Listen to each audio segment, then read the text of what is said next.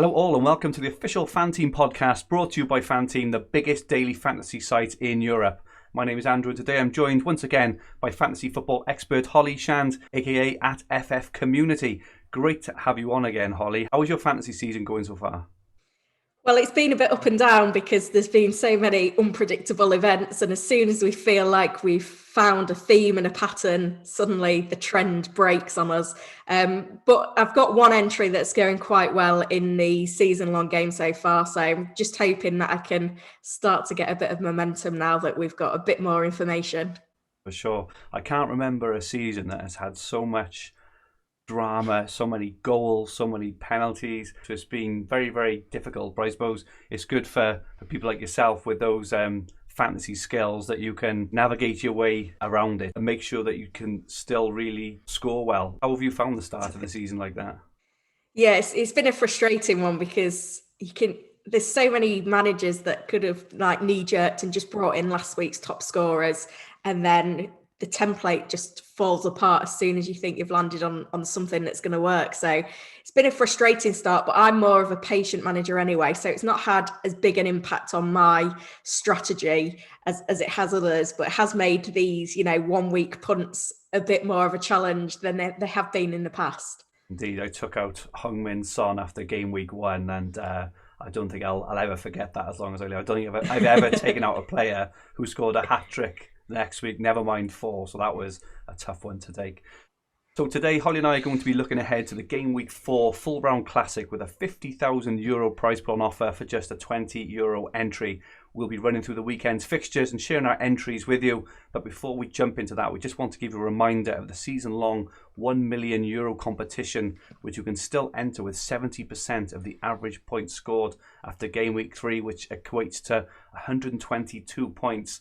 So my own team, which I entered in Game Week 1, is only on 143.5. So I'm only 20 points above the average. But I did enter a couple of teams, Game Week 2 and Game Week 3, to take advantage of this offer. And they are actually scoring roughly on par with the average already, which is really good. Holly, have you entered any more teams since the start of Game Week 1? Yeah, so I've entered in Game Week 2 and Game Week 3, and I think I'm going to enter again in Game Week 4. Because I feel like we've got a little bit more information now. And, 122 points, it's only I think it's about 44 points behind my best entry. Yeah.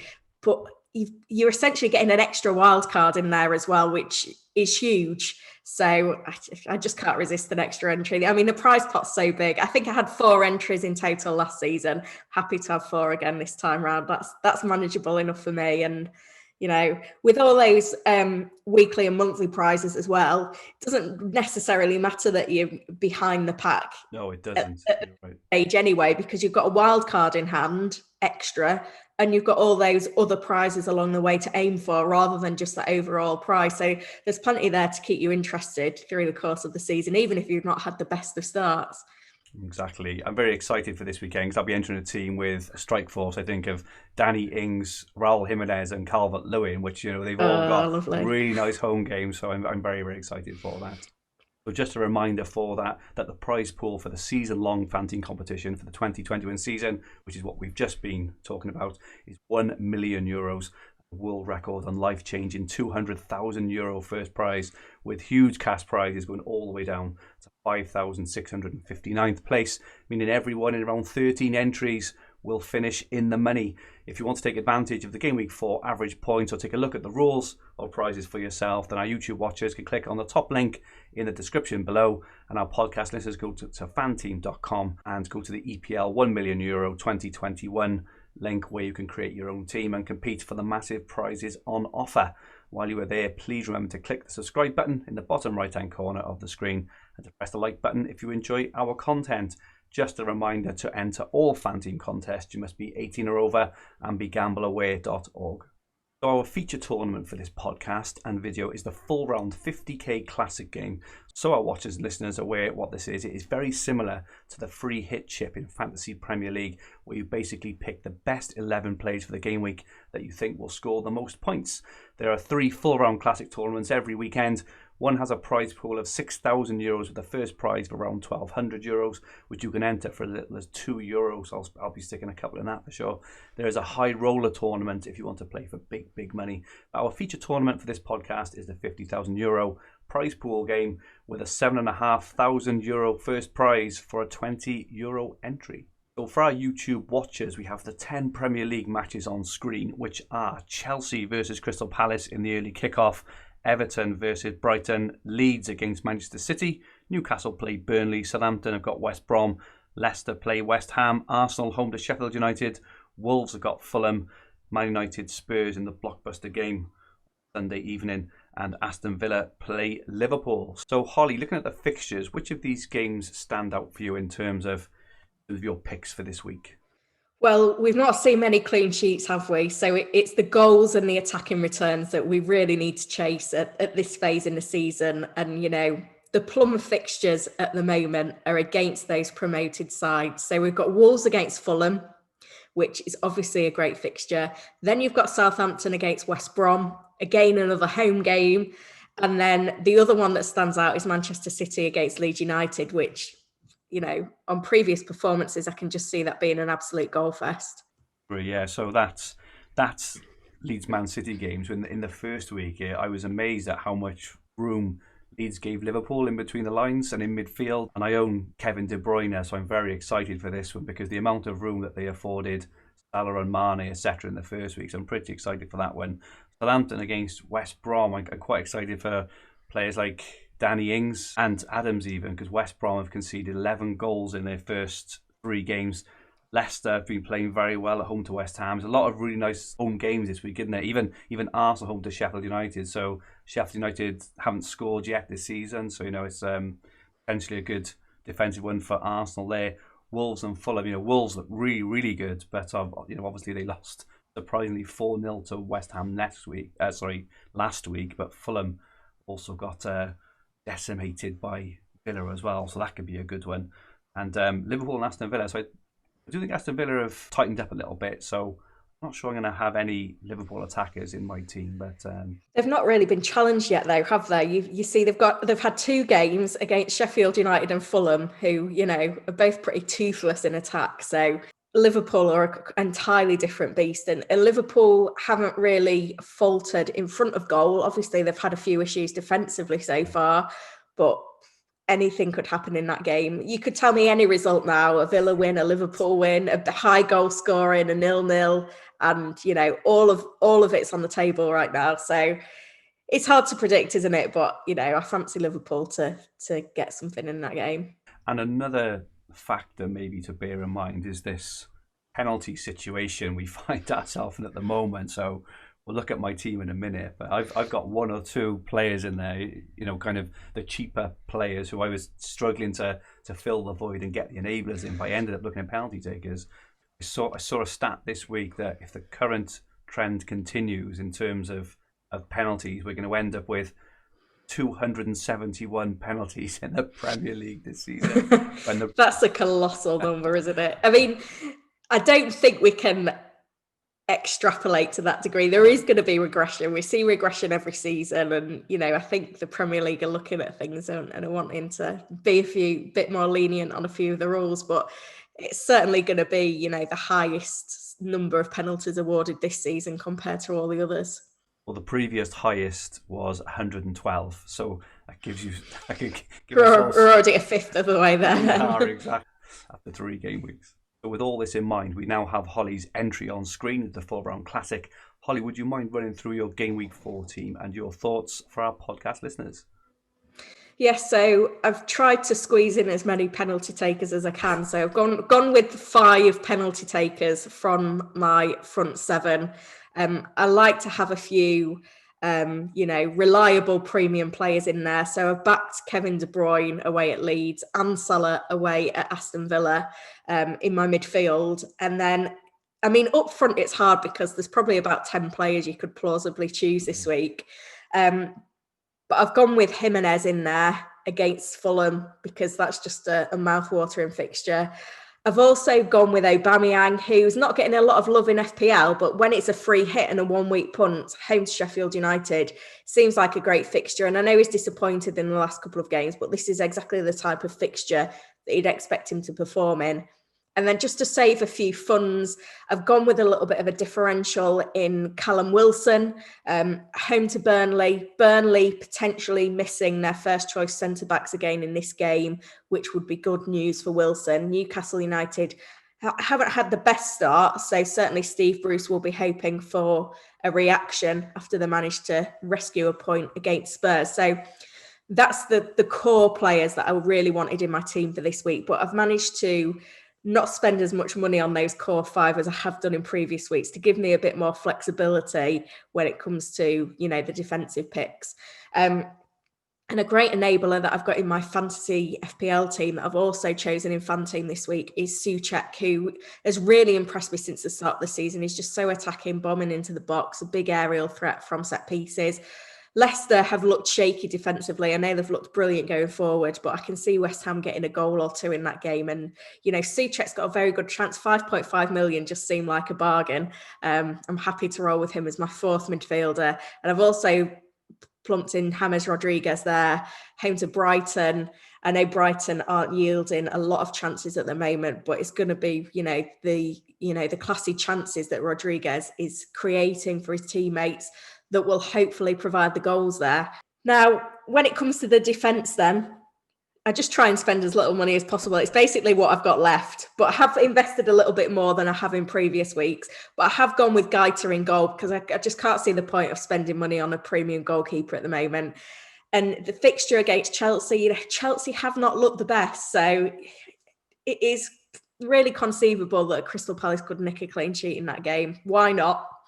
But then with my defender choices, I've tried to pick defenders that have got a good chance of an offensive return at a cheapish price. So I've not really banked on any clean sheets. The only clean sheet that I'm really hoping for is for Arsenal against Sheffield United. And I've gone with Bellerin because he's essentially playing that wing-back position. So he does get into quite advanced areas sometimes when Arsenal are playing with that three at the back. So he's the one that I've invested in at 9.4 million. Then I've picked up Dallas at 4.1 million, who seem like a bargain.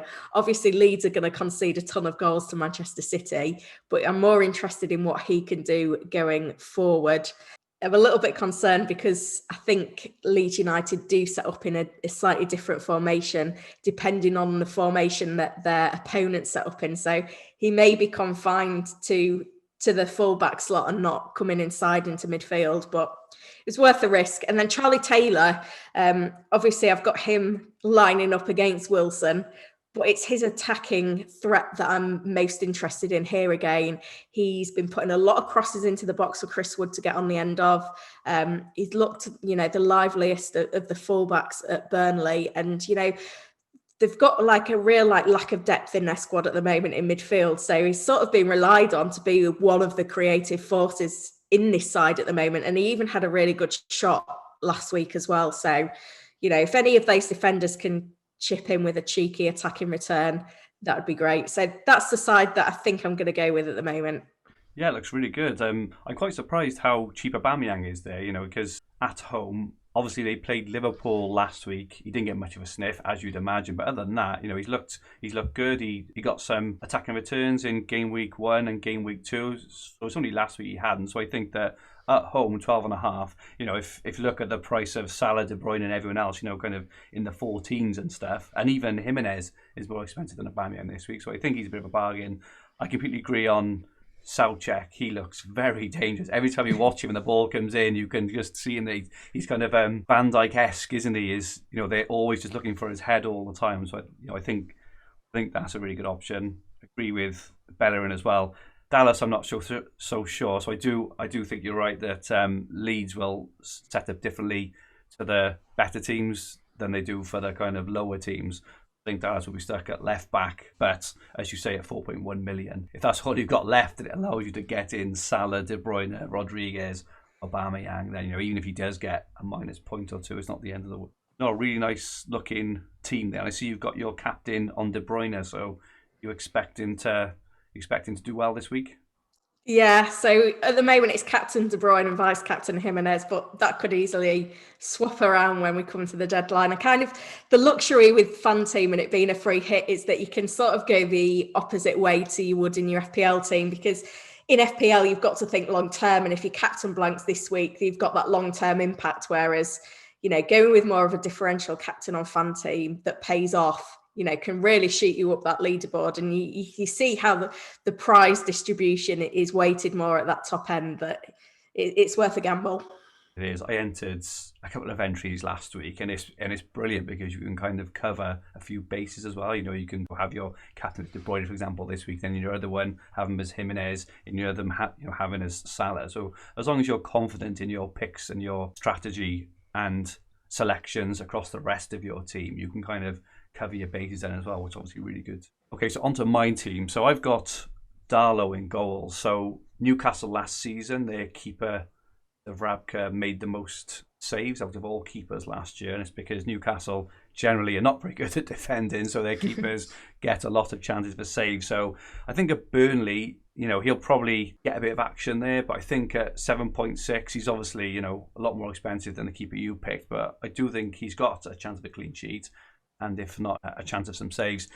He's also a bit of a penalty saving maestro as well, Darlow. So no, I think he's worth the risk in there. I've gone for Gabriel at the back, though you may have tempted me into Bellerin. So they're roughly the same price. Yeah. 9.3. I mean, I don't know if Gabriel will definitely start now. David Luiz is back, but you get the safety net anyway, don't you? So as long as there's an Arsenal defender cheaper, they'll sub in for Gabriel anyway. So yeah, I think Holding's a bit less, but I do think I have enough to go for Gabriel to Bellerin, so I may just do that actually. I've gone for Kyle Walker-Peters for Southampton at home to West Brom, so I do expect Southampton to potentially not concede. Also, he's looked very, very attacking, very good as well. He's been involved in a goal this season. He was also involved in the goal last week where he passed the ball into Adams, who laid it on for Ings as well. So he's a very attacking player. He could get points both ends of the pitch. I've also gone for Semedo just because I haven't got him in any of my other fantasy teams yet. A bit of a wait and see. But at home to Fulham at 9.6, I think he's got an excellent chance of some returns in that game. So that's my back three at the moment. I've then got De Bruyne in midfield, so I haven't gone for Salah for the reasons I said earlier about Liverpool. I'm hoping that Villa's defence can hold firm. I expect Salah to potentially score a goal, but I do think at 14.6 million or wherever it is, or 14.8, I do think he's a lot. I think it's a bit of a risky one there. And I've gone for a midfield three of three informed players there actually. So I've gone for Trossard at 6.5. So Brighton are playing Everton. Everton are not that great at the back. They're playing really well, but they're not good at the back. And Trossard had a hat-trick of woodwork hits last week. He looks very dangerous. Yeah, Brighton have been a bit of a surprise package this season, haven't they? And it's a shame for them that they haven't got more points on the board because, they played very well against Chelsea in game week 1, didn't they? And they were robbed of points against Manchester United. So there's plenty of promise in that side right now, isn't there? I completely And it's cheap. He is cheap at 6.5. So, like I say, even though I potentially expect Everton to win, I expect Brighton to score and him to be involved. If they do, I've then gone for Cliche at Leeds, so they have got that horrible fixture against Man City, but Man City are not very good at defending, and they conceded 3 penalties last week, all fouls, no handballs. Their defending just isn't the best. I expect Man City to win again. I think Leeds will have a go at them. I think they'll get in their area, and there's always the potential there. So 5.7, and with the amount of penalties we're actually getting, I think he's a potentially good option there. And I've gone for Jared Bowen at West Ham. He's probably looking a bit at last week's points, but he's only 6.6 million. I think he's a very, very nice player. I picked him out pre-season as the player I was looking at. Obviously scored the 2 last week. I've got Leicester, so again, it's going to be a hard game, but I do expect West Ham to score, as we touched on. Leicester's defence, not the best. And what that cheap midfield has allowed me to do then is go really big up front. So I've gone for Jimenez up front. So Wolves were awful last week. I expect them to bounce back this week against a dreadful Fulham defence. So I've got Jimenez in there. I'm also going to put my captain on Jimenez as well. So I'm captaining him. It's between him and De Bruyne in FPL and my season long fan team as well. So I may just go the opposite. I'll see. I've got Richarlison at 11.6. Now, he did pick up a knock last night, so I will have to monitor that. But Richarlison looks to be on penalties for Everton. Everton are playing so well. They're flooding forward, full of confidence, full of goals. And, if Richarlison is fit to start at home to Brighton, who you're right, have played well, but they're also conceding a fair few goals as well. I do expect that one to be a bit of a goal fest, actually. Mm-hmm. I think Richarlison is a great option there. And Danny Ings, I mean, what a year he has had. He's just been absolutely stunning, and he's got that really plum home fixture at home to West Brom as well. I do think he's a captain option in there as well. Actually, Ings. That's my team, and I think just not having Salah, has allowed me to spread the funds a bit across the front. Yeah, line, you've got me tempted now.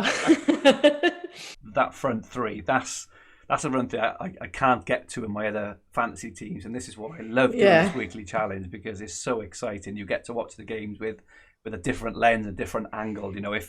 If Ings smashes in a hat-trick this weekend, I don't have in my other teams, but I will have him in this, and I'll be cheering along. So very excited for these picks. Okay, so are there any other players, Holly, you think we've missed out on that could potentially score big points this week? Well, Dominic Calvert-Lewin is one that springs to mind, especially after he got a hat-trick midweek as well. I think we're spoilt for choice with the Everton attack, whereas you look at Wolves, and other than Jimenez, in terms of the midfield and forward line, it's difficult to pick anyone up. And then you look at Danny Ings as well, who I didn't have room for in this lineup. I was thinking, well, I could get someone else from Southampton, but I wouldn't really know who I'd want if it wasn't Danny Ings. But, Everton have got such a wealth of assets on offer. I'm also quite interested in Raheem Sterling, who looked very good in the Carabao Cup as well midweek. I think I'm a little bit worried with Man City that they've not quite figured out how to play without a central striker, but then they did bring in Palmer, didn't they? And, if he was to get a start in the Premier League, I mean, it's a big ask, because I think he only made his debut last week, didn't they? They do play a lot better when they've got that target man. I know Gabriel Jesus is not really anyone's favourite fantasy asset, but the stuff that he does off the ball is so important to how City play. And I think this is why, the likes of Sterling and De Bruyne do so well when Jesus is playing. So, Mahrez as well is another option. You could just see goals all over that City attack if they get it right, which obviously we need to see an improvement from last week. But, and then any of the penalty takers that we haven't mentioned already are all going to be plausible. Like Bruno Fernandez is one in my FPL team that we've not even mentioned here, but Spurs at home.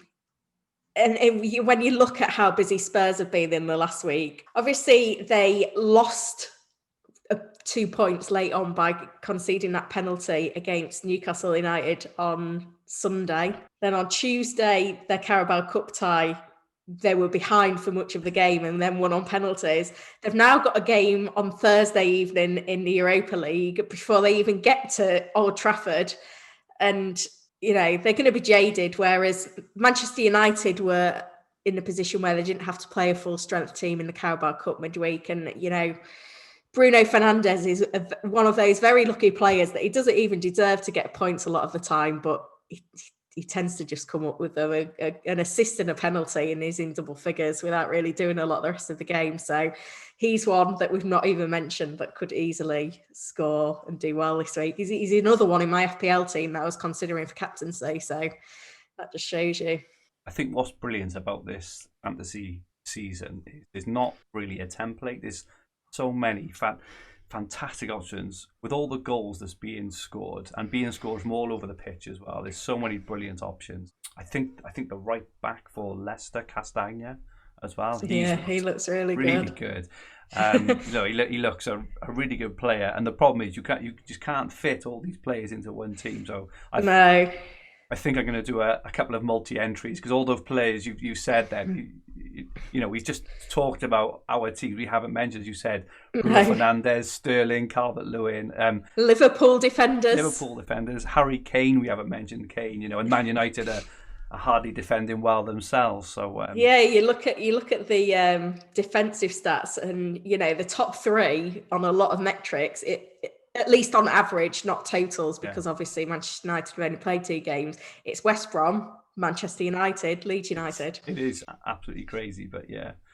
Okay, so that's it from us for this episode. If you want to join the season-long €1 million fan team game, remember it is capped at 75,000 entries. So using the top link below to start picking your team with a head start of 122 points and wildcard in hand to play the full round classic game. The link is also below. It's €20 to enter with a €50,000 prize pool guaranteed. So thank you so much, Holly, for joining me again this week.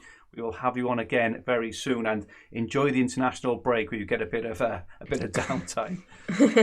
Thank you. Remember that if you liked what you watched, please press the like button, and remember to subscribe to the channel in the bottom right hand corner of the screen. And if you are listening on a podcast, please rate the podcast and leave a comment. This podcast will be available as a video, and the Fan Team YouTube channel is available as an audio podcast on all major podcast platforms, including Spotify, Apple Podcasts, and SoundCloud. Just search for Official Fan Team Podcast from wherever you get your podcasts. Our website is fanteam.com, and our Twitter handles are at FanTeamOfficial and at FanTeam_UK. Give us a follow for regular game updates and for entry giveaways for the €1 million competition, as well as lots of other Fan Team competitions too. We'll be back in a couple of weeks looking ahead to the Game Week 5 full round classic. See you then, and goodbye for now.